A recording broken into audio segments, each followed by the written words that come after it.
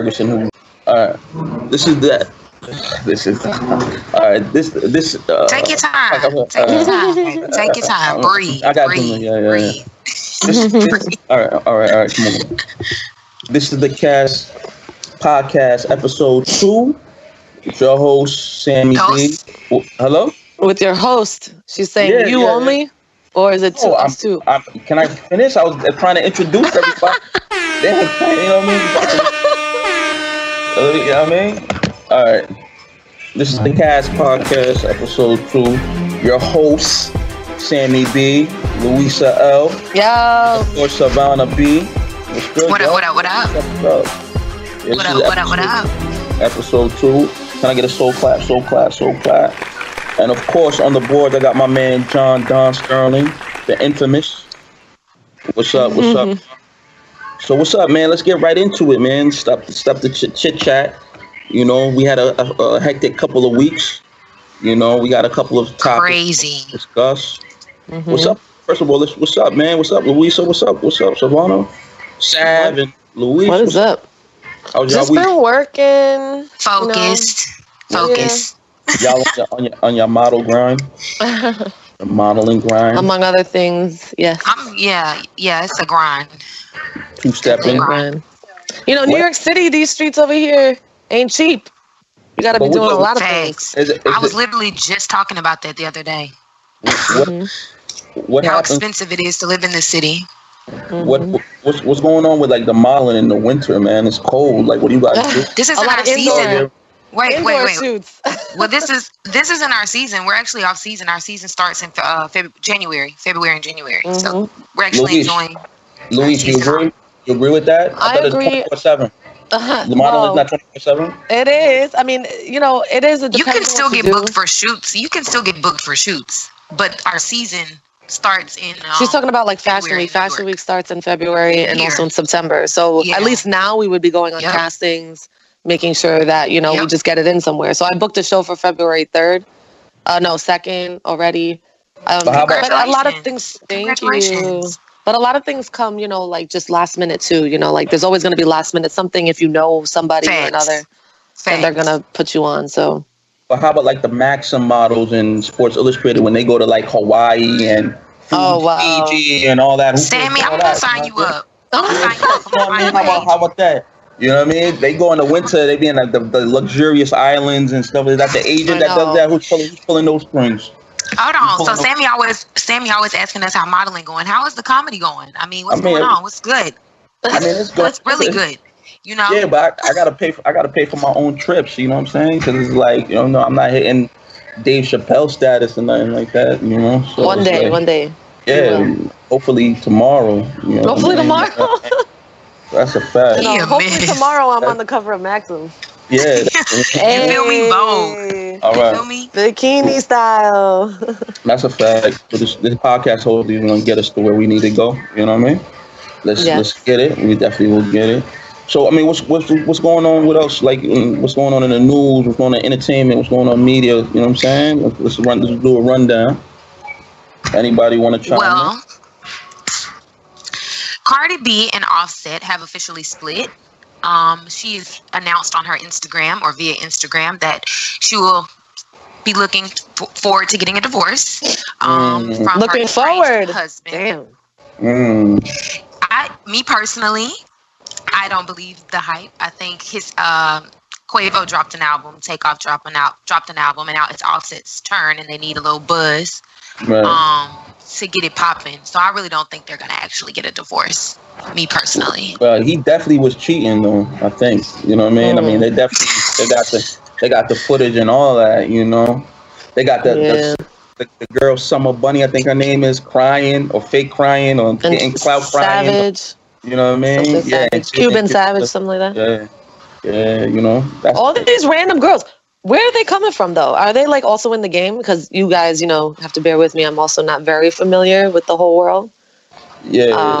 Well, they coming because, you know, Cardi coming after Cardi. Like, they want to let Cardi know that, you know, that you're That's crazy.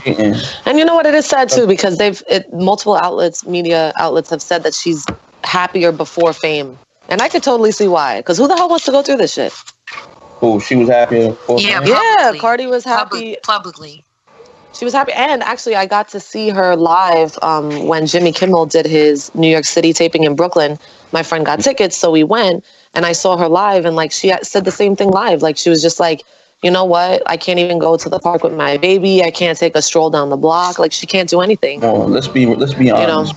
Let's be honest. If we don't come up off of poverty, nobody want to go back. You know what I'm saying? Like, you know, this comes with the territory where you want the money. Yeah. You know what I'm saying? So you have to adjust your life.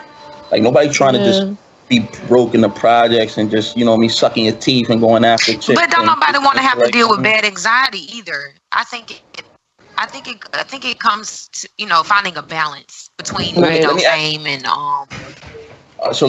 normalcy. So if the Victoria's Secret don't come with you for a modeling contract, you're not gonna take it? Of course. Well, first of all, Victoria's Secret's not gonna offer me a modeling contract. What they would do is book me for their show. Yeah, but they wouldn't offer me a modeling contract. They would book me. Hopefully, they offer me anything. Yeah, they would book me for their show.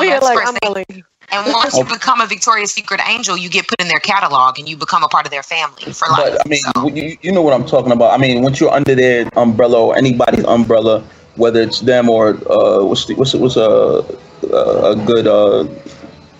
good modeling agency, WME or something like that, you know, it comes with a lot of baggage. I mean, it comes to, you know, with doing a lot of things, doesn't it? Okay, well, TMZ reports back to Cardi. TMZ reports Cardi took to social media you guys for another one. No, I heard you. I'm saying just piggybacking off of what we were talking about. No. Let's talk about, before we get back to that. Doesn't it come with? It comes with responsibilities. It comes with, you know, your life changing. You know, you get, you know. Yeah, but I don't think you can ever just prepare for it. It's just like being a parent or going to college. You can never really just prepare for it mentally. You have to kind of just let it happen and kind of pick up the pieces as it goes or figure it out as it comes, you know, your way. I don't think it's anything you can prepare for, you know, like even marriage or, like I said, having kids. You can't say, oh, you can read 3,000 books on parenting. That still wouldn't prepare you to be someone's parent. Got you. All right. Now we can. I'll give you that one. Cardi just took to social media for another one of her video explainers in which she assured folks that her split with Offset was no publicity stunt. Sorry about that. No publicity stunt. TMZ reports. Unclear if she's directly responding to Offset's Twitter plea or talk of her switching up the lyrics to Motorsport. But either way, she's putting any of those rumors to rest. And Offset just recently tweeted on today at 1:40, F y'all. He used the F-bomb. He dropped it. F y'all. I miss Cardi.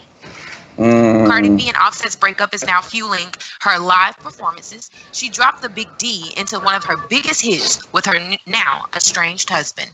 Well, I hope they work it out. Maybe it's real. Maybe it's real. I just think it's too convenient right now because he is about to drop. I just think it's way too convenient. I feel like he's been cheating so long. It's been that's the thing. You know what I mean? It's too convenient. Like all of a sudden, right when Takeoff's album drops and now it's his turn, y'all are getting divorced. Okay. You know, that's celeb life. That's just celeb life. Well, let's speculate. You know, like when is a good time for divorce? That's you true. Know what I mean? That's true. That's true. It's never a good time. It's never really a great time for a divorce. When your spouse starts cheating, that's when you start. Yeah, there you go. And the thing is, but you know what? I have to give it to Cardi though, like because this isn't the first time that she's come around and actually publicly kind of said, "Okay, I know that my man's cheating," or just hinting at it at the very least. And you know, the fact that she hasn't just straight away filed divorce goes to show that she probably was trying to work it out. You know, she really does love him, and she did say that in her Instagram, you know, post also that she does love him and she wishes the best for him, and you know, they still work well together, but she can't just continue to take his, you know, cheating ways or whatever. Well, she did ditch her 8-carat diamond raindrop ring, just so that we're clear. That was 8 carats. That's a lot of carats. Yo, Cardi, help a sister out. Like, you know, I could take it off your hands. I'm trying to tell you. But one thing I noticed is you ain't got to give me a profit. One thing I noticed is that like a lot of people, we got a lot of haters. We got a lot of trolls. You know what I mean? They were happy that she broke up with him, and yeah, you got trolls who accepted it. They were happy that she finally did it. You know what I mean? The society's crazy. I mean, people just miserable, and they just want to be miserable with other people. They don't want to see other people really win or be happy because they're not happy and they're not winning. And that's just life. I don't think it's so much about trolls. I think those just people in general.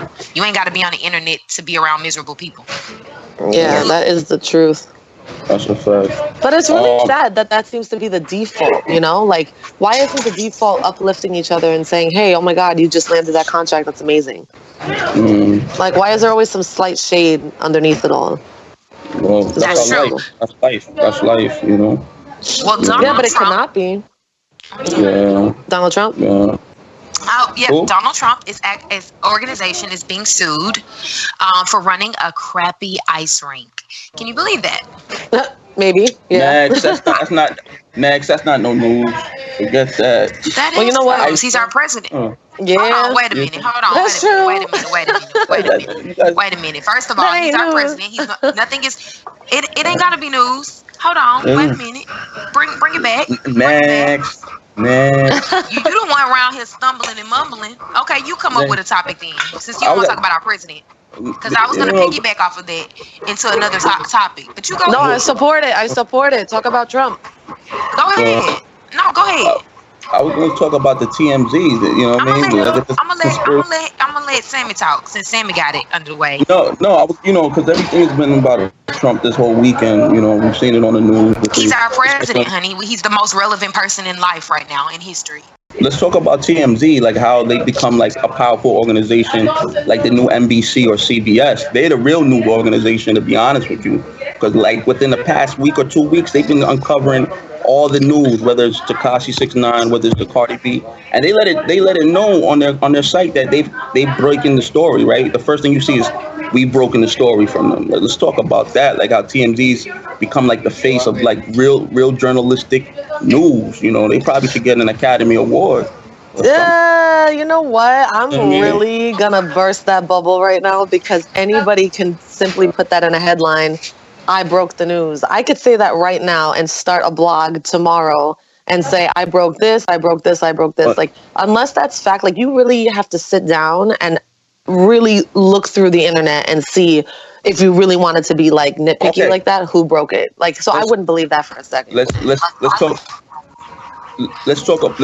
TMZ, right? Let's talk about it because I want everybody's view.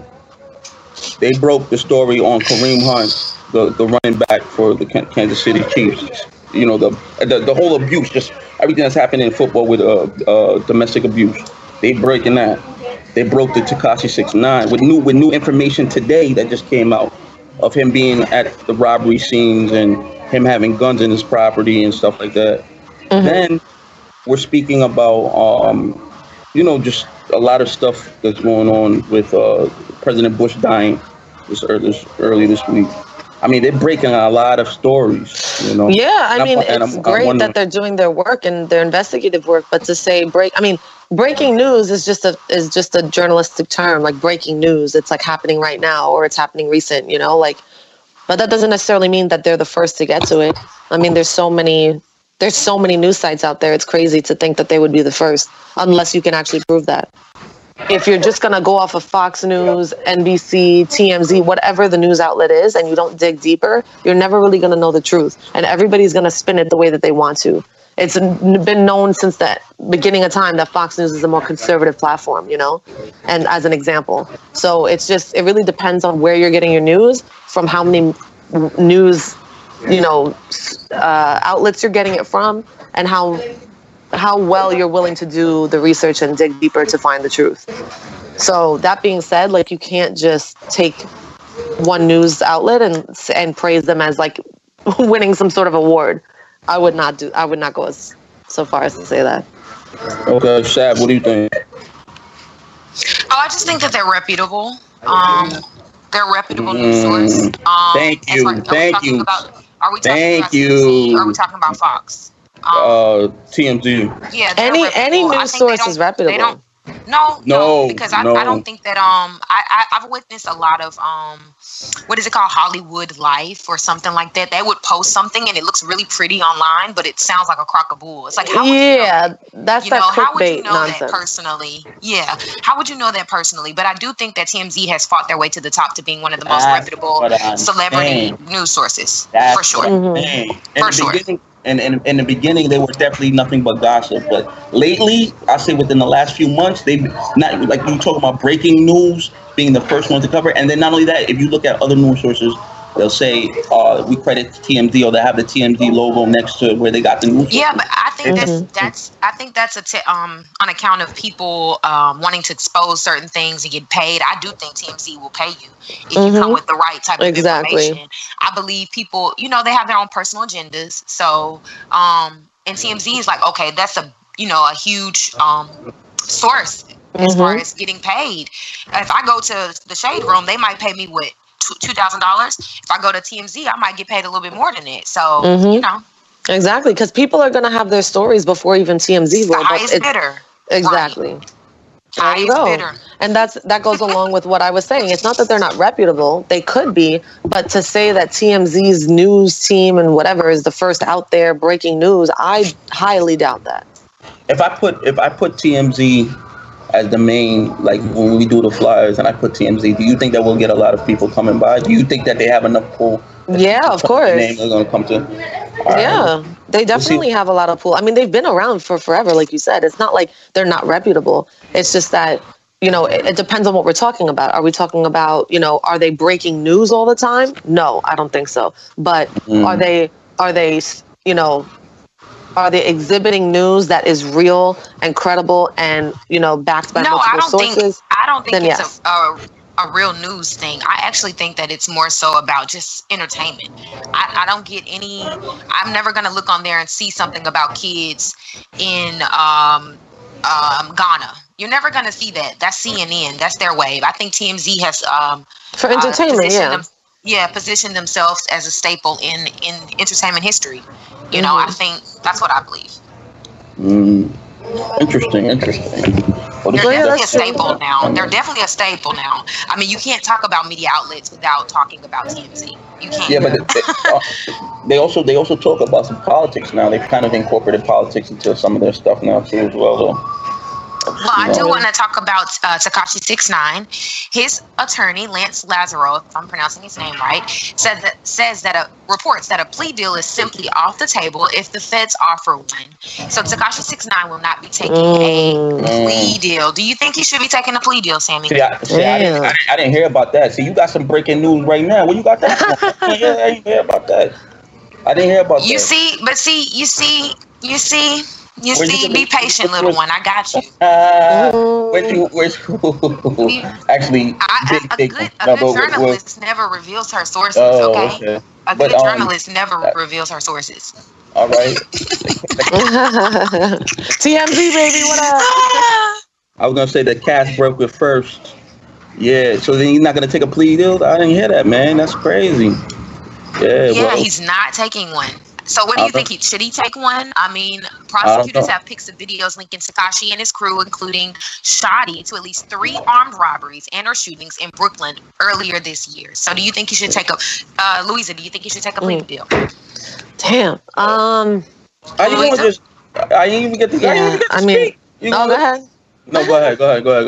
No, because honestly, I mean, damn, it depends on what's riding on the line. Like, what kind of plea deal to say that he did it? Oh, you know what? But plea deals really are only to lessen time in jail. So regardless, I think he is facing serious time, but it's just a matter of how much time. Well. So, damn, like if it's really going to help him face, I don't know, maybe 10 years in prison versus like 35, I would say, take the plea deal. But I don't know. Lorenzo. I'm sorry. Go ahead. No, I'm gonna say I think it's really they're bluffing. They want to see if the feds are gonna go lower. So what they're doing is trying to play revenge. They know they're losing right now because the feds already say, yo, listen, we have years of interaction with him with the gang. Then they got, like you said, they have the documents and the photos and all this other stuff attached to it. So what they're doing is they're playing a back and forth type of game. Where they're going to turn it down, and then maybe the feds are going to say, okay, well, we'll give him this, and then they're going to turn it down and say, okay, and then but eventually the feds are going to say, yo, listen, we're just going to stay, hold our ground, and just be like, yo. Well, Lazaro, again, who is Tekashi 6ix9ine's attorney, says his client was never a part of a conspiracy, plain and simple, nor did he even participate in any incidents that the government has alleged, and he is not interested in cooperating with prosecutors, which is also known as snitching. Right. I ain't interested. So he's not snitching, and he's not taking a plea deal. So this is going to be interesting, you guys, to see how this unfolds and plays out in the months to come. Yeah, really. Yeah, including his situations with the booking agency. That's also interesting as well. So we'll see how that plays out. I got a story to tell you about that. I hope you guys ready. Yeah, what happened to them? Because they shady. They were supposed to have a conversation with us. I was ready. What's going on? So that's a great segue, by the way. Let's get into it. Let's get into it. All right. So earlier this week, we were supposed to have a phone interview with MTA Bookings. Mm-hmm. Correct. To kind of get their side of the story of everything. And so we were pretty much set, for everything. And then Monday of earlier this week, I get a call from Art, who's supposed to be their legal representative or lawyer of the Fergusons who own MTA Bookings.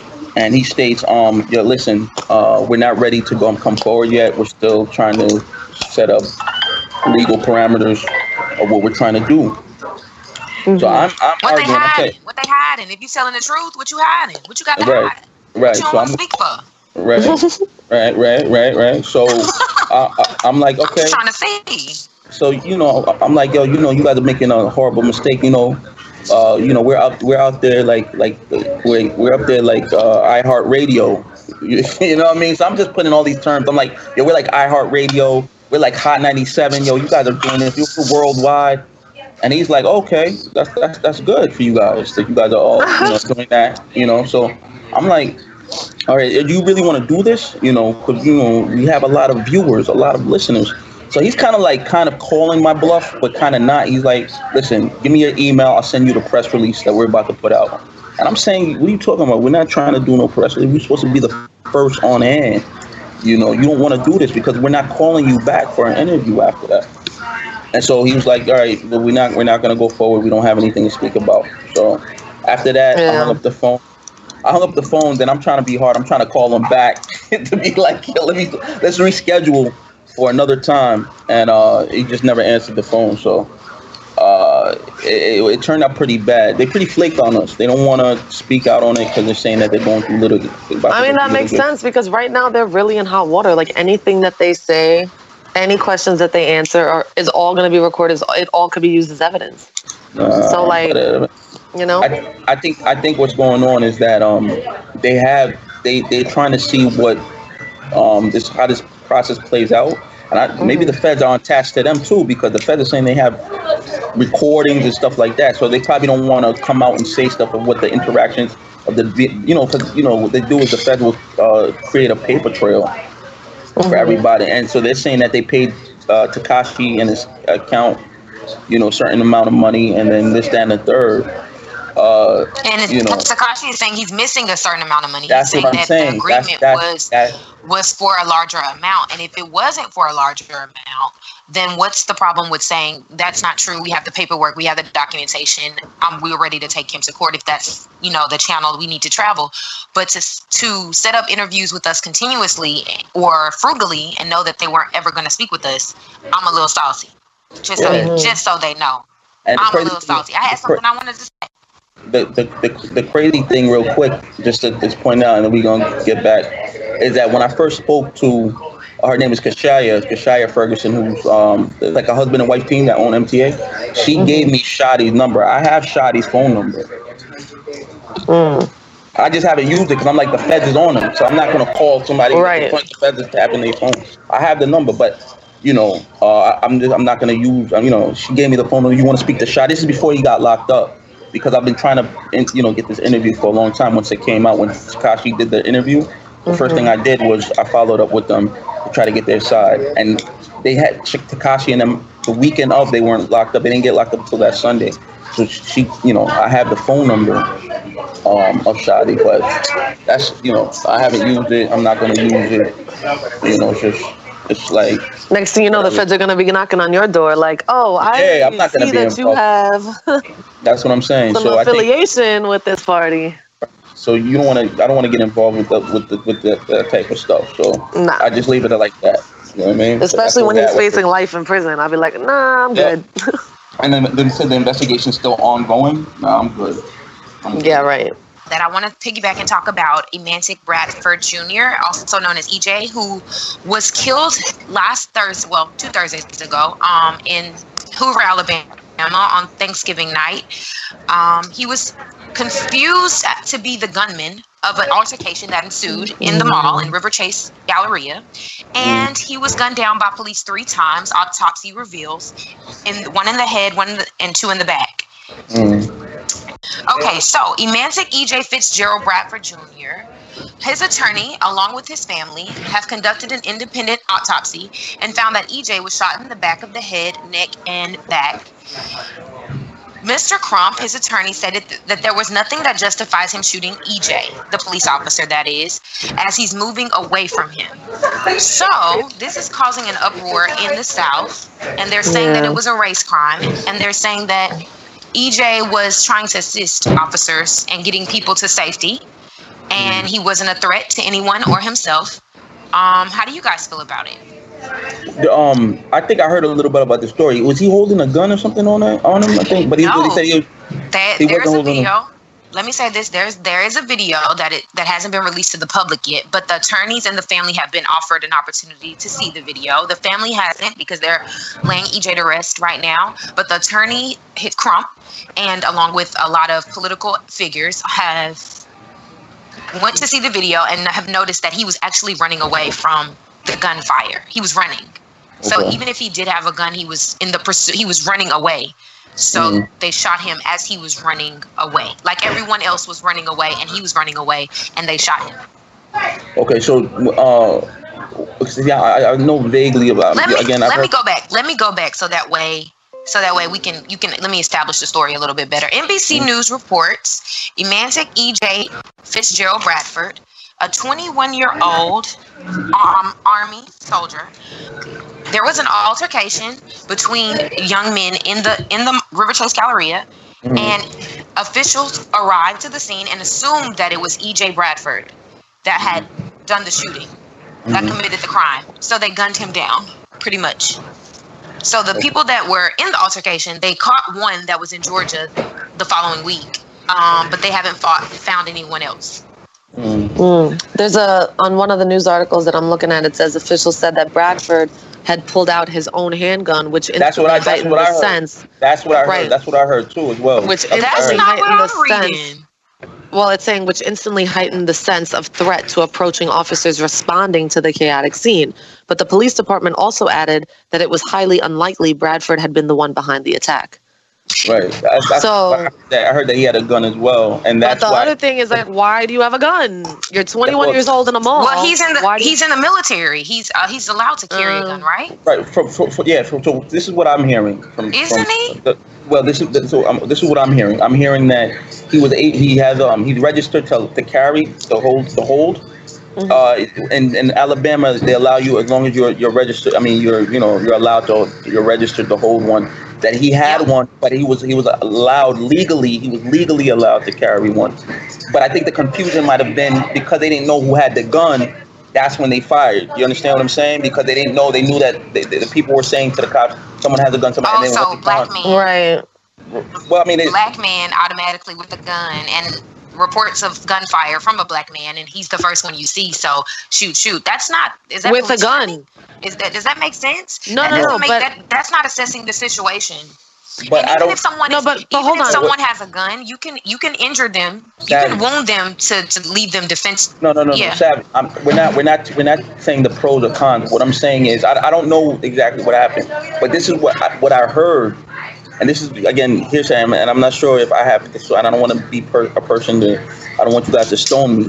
But this is what I'm hearing. I'm hearing that there was confusion because the people didn't know who had the gun. Right. So when they seen the gun and then he was turning, you know, I don't know if the cop said, yo, put your hands up or put your gun. I don't know if there was confusion at that part, but I heard that he had the gun and no one knew exactly who was shooting. And because he had the gun and he was, from what I heard, the cops were telling him to put his hands up and, you know, because again, there was confusion, everybody running everywhere. And that's what happened. You know what I'm saying? You know, but at the same time, like let's be honest right now. Like, keep race out of this entirely. Like, just look at these let's just look at these guys as people, right? Like, you're the cops. You're being called onto the scene by other people saying that there's a gunman and 2 other people were injured because of this said gunman, right? But now you have this guy who's an innocent bystander who just happened to be carrying a weapon on him, I guess, at the time, and he didn't do anything wrong. But you have that exposed, and now the cops are just rushing onto the scene after getting this call, and now you're running away, but you have the gun exposed. Whether you did it or not, they're gonna think it's you. Well, let me say this. Let me comment on this. I'm from Alabama, born and raised, and Hoover is 30 to 45 minutes away from my hometown. There's no way you can talk about Alabama and not factor in race. Not one right. time. I don't care who you are. I don't care where you're from. There's no way you're going to talk about the state of Alabama. That's where the civil rights movement occurred. So there's no way that race isn't relevant to this. Because I feel like if it was a white man and it was a gunman, there's ways for you to wound him and 3 times in the head, in the neck, and the back. You could have just shoot him and assess the situation afterwards. Like that's why I'm wound him. Well, that's what I'm trying to get at. I don't know what the protocols that the cop use to make it clear that the person needs to show his hands, or you know, we have to see exactly. You know what I mean? But I don't know. I don't know protocol to follow. I don't think that the protocol. I don't think they train their police officers to go to a scene and just start busting.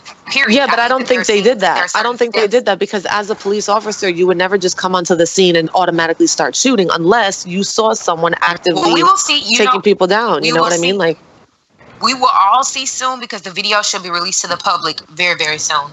And unless they did, then obviously, yes, they should be charged with a crime. Like you are obviously murdering somebody and you're not following proper protocol, which I'm sure they were made aware of when they signed on to the police force, you know. But that's just, it's the same thing. It's like you always hear the same case over and over and over again.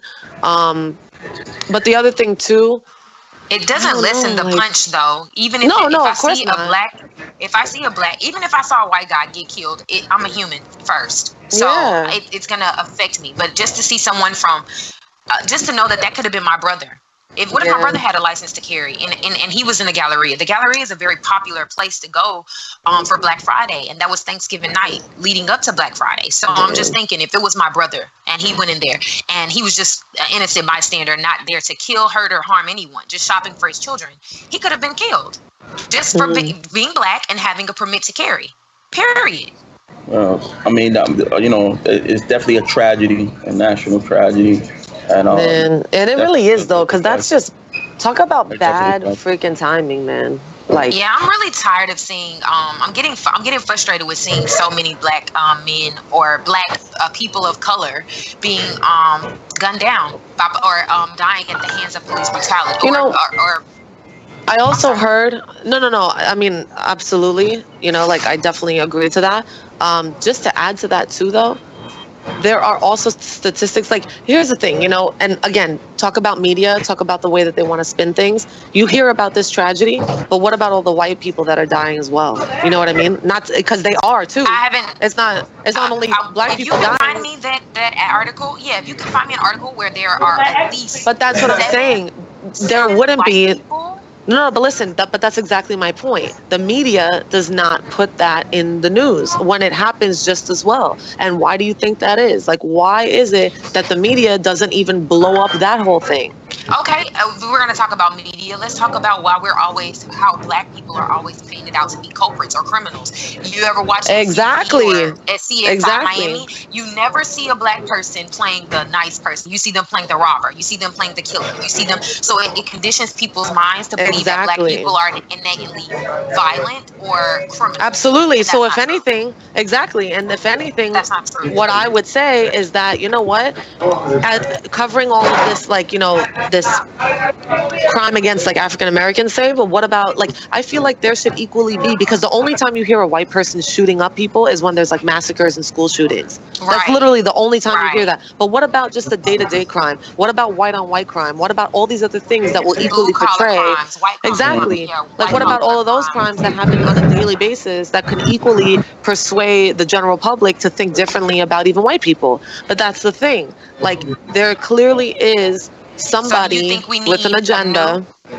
Do you think we should implement, or do you think there should be like some innovative media outlet that comes out that is and covers unbiased? Only like of course. Unbiased. I think what happens is the money. This is what I think happens. Remember, the news take on subject matters that is going to give them a headline. So what they do is they try to be provocative and trying to get their headline so it can be covered by the masses that people are going to be able to read. Because remember, horrible stuff sells. You know, sex sells, horrible things sell. And you know what else sells? What else sells? Dividing the nation. This is exactly what divides the nation. This is exactly what like makes people hate each other. When you divide and conquer, that's the best way to do it. And that's exactly what these things are aiming to do. I don't doubt that this is a tragedy. I don't doubt that this actually happened. I don't doubt that maybe there was race behind this article. I don't doubt any of that. And that's all up for speculation and investigation. But at the end of the day, when you consistently read black on black crime, when you consistently read, you know, the cops are killing black African-American men, black African-American men, it's just like, you know, you keep hearing this, and like Savvy said, it's like it puts that seed into people's minds, and it's just not true. Like, it's because I ain't gonna lie, I'm gonna be real. I'm gonna keep it a book. I've been around black people. Like, say for instance, I'm somewhere out of town, and I see somebody just as dark as me, and I'm just as dark, pop up and walk by me. I might get a little nervous. I might look up. I might be like, wait, let me look. Well, I do that with anybody, honestly. I don't care what color he is. But I'm saying I fell victim to that conditioning. I fell victim to that, you know, that biasness about black people. Well, and now imagine being a cop. Now imagine being a cop and just as a person, right? You're a human being. Doesn't matter what race you are, but you're a police officer, and you're being called into a scene where maybe you're getting your first mind shouldn't be your first mind should be to assess the situation. Of course.